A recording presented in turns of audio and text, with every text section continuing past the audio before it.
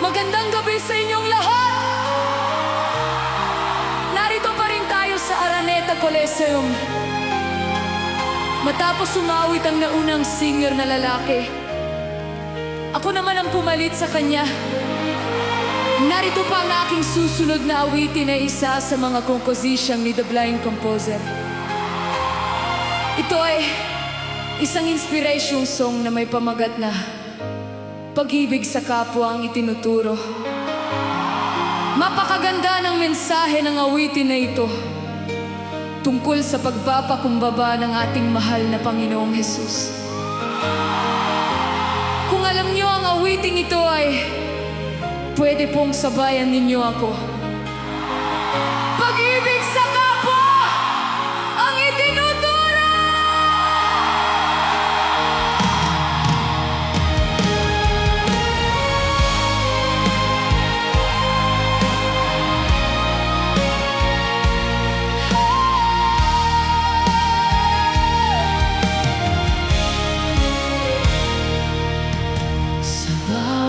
Yapak sa lupang maalikabok, ang Panginoon ay hindi man lang napapago sa dampa ng dukha at pusong nauutos. Pag-ibig niya ang tanging sa kanila'y humaklos.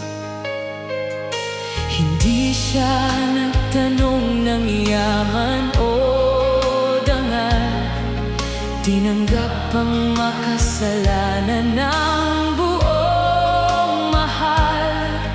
Ang bulag at lumpok binigyan ng dasal upang sa hirap ng mundo ay makatayo't sumugal. Ang lahat ay nilikha ng kanyang mga kamay. Ang siyang naghugas sa bang may dumi lamang, isang pagpapakumbaba, sadyang napakatapat na ang paglilingkod sa kapwa ang tunay at sapat.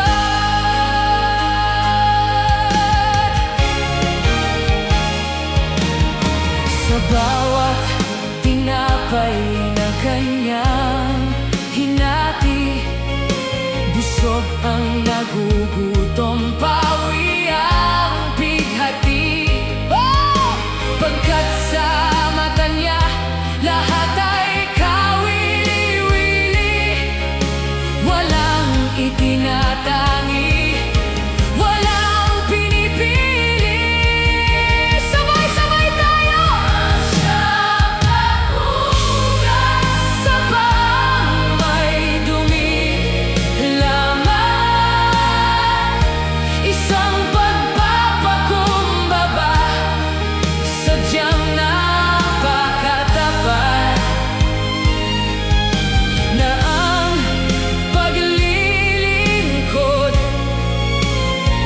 sa kapwa ang tunay at sapat. Hanggang sa kanyang pagdurusa, pag-ibig ay umaapaw, pinatawad ang kaaway sa gitna ng araw. Isang sakripisyong sa mundo ay tumanglaw, na ang buhay para sa iba ang siyang pinakamalinaw. Kaya't tayo nawa'y maging kanyang anino, magmahal ng tapat, hindi lang sa salita at kuro-kuro. Sa kapwang nagdurusa, maging bisig at puso, dahil ang pag-ibig sa kapwa ang sa langit ay itinuturo.